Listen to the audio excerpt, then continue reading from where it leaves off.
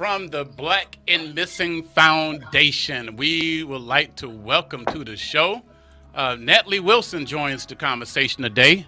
How are you doing today, Miss Wilson? I'm doing well. Thank you for having me. Thank you both. Honor, we hear about Black and Missing so much, and we wanted to get the truth from you on what is actually going on with our people. Well, I will say that this is a pandemic that is affecting our communities. And since 2008, we have been sounding the alarm that our Black and Brown people are missing at an alarming rate. When we first started the organization in May of 2008, close to 30% of all persons missing were of color. And that number has grown to 40% of all persons missing are of color. And we have seen an uptick since the pandemic, and especially in places like Chicago, Detroit, Baltimore. Definitely seeing a large number of our missing people. Do you suspect that these people are kidnapped, or do you suspect these people are missing because they chose to run from home, human trafficking? What are you finding? Well, people are missing for a number of reasons.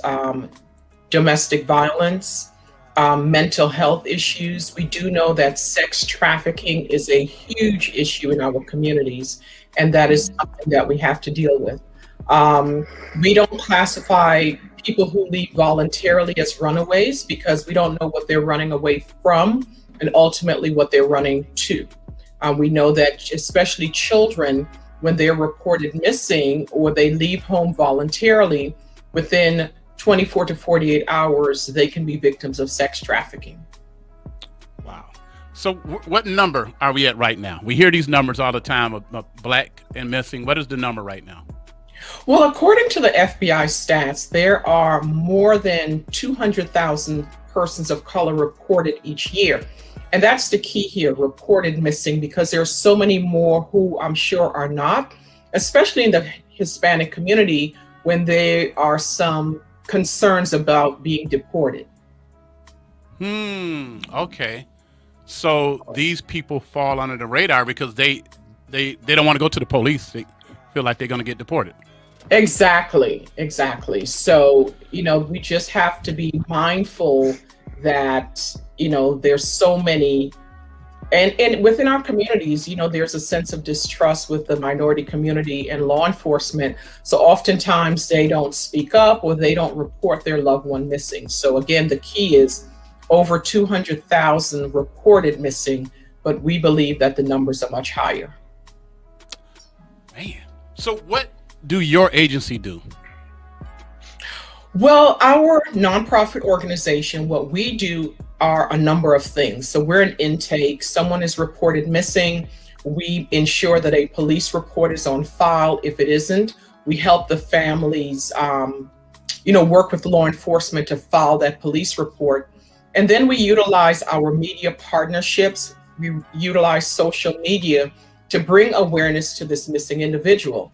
And awareness is key because it's important for a number of reasons. It alerts the community as to who's missing, and they're looking for them, so it greater the chance of a recovery. And it also forces law enforcement to add additional resources to the case. So we help the families oftentimes also with burial services. Everyone that's missing isn't coming back alive, and these families have exhausted all of their income or their revenue, and they don't have anything left. So we help with flyers, creation and distribution. Sometimes they want to have vigils, so we help with the creation of t-shirts and just a number of things. We are a support for this often voiceless group. What about resources? Do the police department use the same amount of resources on finding our people as they do other ethnicities, other races? You know what? We have come a long way, but we still have a long way to go. Oftentimes when our children are reported missing, they're classified as a runaway. So if you're classified as a runaway, you do not receive the Amber Alert or any type of media coverage. So that's why it's so important to have partnerships with law enforcement and the media to help us find our missing individuals and to bring them home. You wanted me to put this up on the screen. This young lady from Detroit. What can you tell us about her situation? So Amaria Hall was 16 years old when she disappeared from Trenton, Michigan. We know that she's a victim of sex trafficking. There have been some sightings of her, and she appears to be very lucid, sluggish, maybe not in character. And we're just trying to find her and bring her home to her mother, who's desperately searching for her. And, it's a sad fact that so many of our children are meeting these predators online and they're taking advantage of them. So that's why we ask parents, especially now that we're pretty much working from home or homeschooling, be mindful as to what your child is doing online and who they're interacting with, especially with these apps. Go ahead, Big Rob. Wow, I'm just looking at the young lady, and she's been missing a whole, almost 2 years now. Yeah, almost 2 years. Almost 2 years. Wow. Are you getting the proper publicity? Are the networks, the major networks, are the social networks, are they playing a role in helping recover these missing individuals? I will say that our Black press have really stepped up to the plate for us. We've had a number of media partnerships with the Huffington Post, with Essence, Ebony, a lot of the Black press outlets, but we still have a long way to go as far as mainstream media. And I would ask any of your listeners or followers to name 3, Black or brown men or women or boys and girls that have gone missing and have gotten mainstream coverage. And I'm sure that, they can't name any. So we do have much more work to do. And we just have to keep fighting for our missing, because these are moms, they're dads, they're grandparents, they're children, they're our neighbors. And, our community, they believe that this issue is happening abroad, but sex trafficking is happening in our communities, in our backyards. Our people are disappearing at an alarming rate. Now, there are also Black men, boys who are missing. Absolutely. And when we first started the organization, the largest demographic of missing persons were Black men. However, there's a stereotype that they're impoverished or they're criminals or involved with some type of criminal activity or drug related, and their cases aren't taken seriously. So that's why they aren't shown as much, or their stories aren't told as much in the media, because there's that stereotype, and we're trying to break those doors down. We want to share a story on your website from a person that we covered. They're from our home city. We know their family, Big Rob. You remember when she went missing, we had her family members on the radio talking about this. Do you know anything about Danica Deshae Walker? Have you had any leads on this? No, none at all. And she's been missing since 2010. Yes. So 2010, yes. So no leads at all. So I'm not sure. Have you all heard anything? What is the family saying? They haven't said anything to us in a while. There was some concerns of her possibly being in the Chicago area, but I don't know if they had any news, any correspondence. We just remember them being on radio, and we was trying to push this story out to the public. And it hits home when we went to the website and you see somebody that you know. Yeah. Yes. And that's another thing that we're realizing. Unless it's personal to you, people aren't taking this seriously. I'm sure you all remember the firestorm in DC in 2016, where people were outraged that so many girls were going missing. And then once the narrative changed and it didn't really affect certain people, the story was forgotten. But we have to keep our missing in the forefront, because someone knows something, and we want to give these families hope to not give up. Man, it is so many black people missing. Natalie, you just go to any state and you see all these beautiful pictures, images, and they all have a story. They do. It's unbelievable. But, you know, yeah, it takes all of us. We all have to collectively do something, and that includes law enforcement, the media, and our community. We all have to step up. And we know that there's a sense of distrust between the minority community and law enforcement.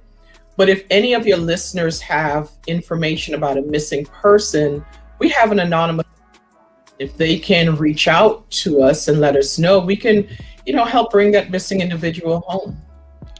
Whew. I'm gonna scan down Florida. I just went to Florida. Of course, we're in Orlando, and just looking at these images, I even see someone here, a 14-year-old and a 28-year-old from Orlando. I saw an older lady who was like 83 years old, 85 years old, missing since 1974 in Clearwater, a 42-year-old missing since 2010 in Jacksonville, and then I think I saw an 83-year-old in Orlando. What do you think is happening? What do you think have happened? Have these people just changed their name, or what are your thoughts? Well, some of these cases, like Shrakita, the one with the graduation cap on, we believe that was a domestic violence matter. Some of the elderly that you mentioned suffered from Alzheimer's or dementia, and they're known to walk away from their caretakers. So we believe that happened as well. There's one young lady, I forget her name, but you just showed her. She was pregnant by an older man, and apparently she stepped out of her door to talk to him and never came back. So there's so many reasons why people of color are disappearing. But as a community, we can, help bring awareness to this issue and help us find us. Wow. Do you, I know we got to go in a few minutes. Can you give us some success stories? Absolutely. We have quite a few of them. Since we have been in existence, we have helped find or resolve over 300 cases. And the one that comes to mind is there was a young lady by the name of Kennedy High who went missing out of Baltimore, Maryland, and she was a victim of sex trafficking. And we had a partnership with a radio station similar to this, and the radio station shared her missing persons profile, and the Uber driver saw her, contacted us, we contacted the FBI, and she was able to be recovered from being trafficked. And sadly, she indicated that there were more girls there, but they, weren't able to be rescued. They were moved from that facility or that location before the FBI got there. So we're glad that you're using your platform to bring awareness to this issue, and it can save a life or many lives. Wow. You make me think about the situation in Cleveland, which this man had these women locked up. And, oh, yes. Yeah, had them. Yeah. Oh, man, this is it's unbelievable. There's so many beautiful folks are just missing and have not been heard from. And what is the number they should dial? Of course, you want them to call the police, but how can they reach you guys? So we asked them to visit our website at bamfi.org, and it has all of our information there, including social media. We issue alerts every single day, sometimes multiple times a day. And we would like the community to not only look and like these profiles or these missing persons flyers, but to share it within your network, because someone knows something and it can help recover a missing person or provide closure for their family. Rob, you got anything how we scroll down this list of beautiful people missing from the state of Michigan? Wow. I'm looking at the list and I'm just in awe. I didn't know it was, even though I'm in the media, didn't know it was that many African Americans missing. It's wow. Yeah, we get Amber Alerts all the time. And none of these people have we gotten Amber Alerts about. No. Oh, No. yeah. That's unreal. So Thank what I would you. like to do, if you don't mind, I'll put you all on the spot. If we have any missing people from the Michigan area or within, your network, do you mind if I send it to you and you all can share it on your platform, Sure, bring sure. awareness? Michigan and Florida and Central Florida. That we in both locations. Wow. I mean, look at these beautiful faces, family. Beautiful faces. And what's so tripped out about it, most of them are women or Yeah. little girls. Yes. Yes. Yep. Never heard of. This young Yep. lady been missing for almost 2 years, 18 years old. They seem to be small in stature. Man, what role you think black men need to play in this whole thing? Because, when you hear some of these stories, you hear about, and I worked in a female prison, and a lot of the women who end up going to prison, generally there was some kind of connection with a black man. Mm-hmm. What role should we play in protecting our queens?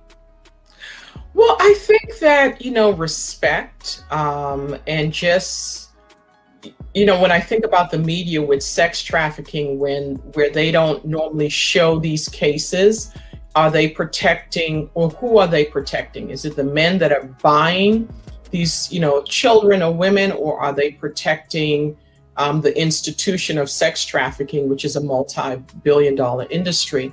But I think we all have a role to play in protecting our community and finding those that are missing. So it's not only our men, but our children, and our women. And it takes a village. I mean, that's, something that we say in our communities all the time. It takes a village to protect and to take care of our communities. This young kid been missing since December 29th of last year. Mm-hmm. Only 14 years old. Yeah. Wow. And again, a lot of our young girls and boys too are meeting people online that they think are their friends. I mean, we're in this world of social media, and I'm not sure if you all have children or grandchildren. Yes. And we ask Both. you to do both. Okay. What we ask you to do is try to friend them on social media anonymously. And you'll be surprised how they would become comfortable with you and then start to share personal information with you. And you can use that as an opportunity to start the conversation. You really need to be mindful as to what you're doing on social media or who you're interacting with. So that's just something that we share with parents. Befriend your child on Facebook, social media, Instagram, Snapchat, and see what information they'll share with you. This lady, Remember, it's girl, a grooming process. this young lady was last seen on November the 15th, 15 years old, city of Detroit, at about 2:30 a.m. at her grandmother's residence on Pasadena Street in Detroit. She went missing and have not been seen since then. All right, family, go to the website, blackandmissinginc.com. Of course, you need donations, right? You need help because it costs money to do all this. Absolutely. So the organization is founded by myself and my sister-in-law. We do not take a salary from this at all. And all donations that we receive go back to helping the families. What made you start this? There is a young lady by the name of Tamika Houston who went missing from my sister-in-law's hometown of Spartanburg, South Carolina. And we read how her family really struggled to get any type of media coverage at all. And weeks later, Natalie Holloway went missing. And I'm sure when I said her name, you know who she is. And, her family begged the media to please, especially mainstream media, can you please cover the story? Because Tamika could have been anywhere. And we decided, you know what? After we did some research and saw the high numbers, we can make a difference because I'm in public relations and Derek is in law enforcement. And those are the two critical professions needed to help us find our missing. All right, I know you got to go. We got to make this a regular series on our program. Thank you Touch so much. And maybe we can have some families come on and they can tell you their stories. Let's do And that. talk about their missing loved ones. Let's do that. And we're going to reach out to our other media partners. I did not know it was that many people missing. I didn't either. That's why I couldn't say nothing for real. You scrolling through the thing, and I'm sitting there like, what? Generally, it's easy for us to interview people. This is very hard because me and Big Rob ourselves, we are giving our lives to our youth and hoping that they will have a better life than us and they see these situations. Man, we gotta be paying attention. Right. And can I say one thing before I leave? Yes, ma'am. The numbers are increasing since the pandemic. So you would think because it's a pandemic, we're at home, we would see less, reports, but the numbers are increasing. Sadly, so. All right, keep us on redial, okay? Add us to that favorite list. So absolutely, we got to keep in contact. We want to highlight at least once a month. We got to highlight our Black and Missing at least. Good. Yes. All Thank you. Thank you Nelly. both. Appreciate so you. Thank you. Take Bye care. bye.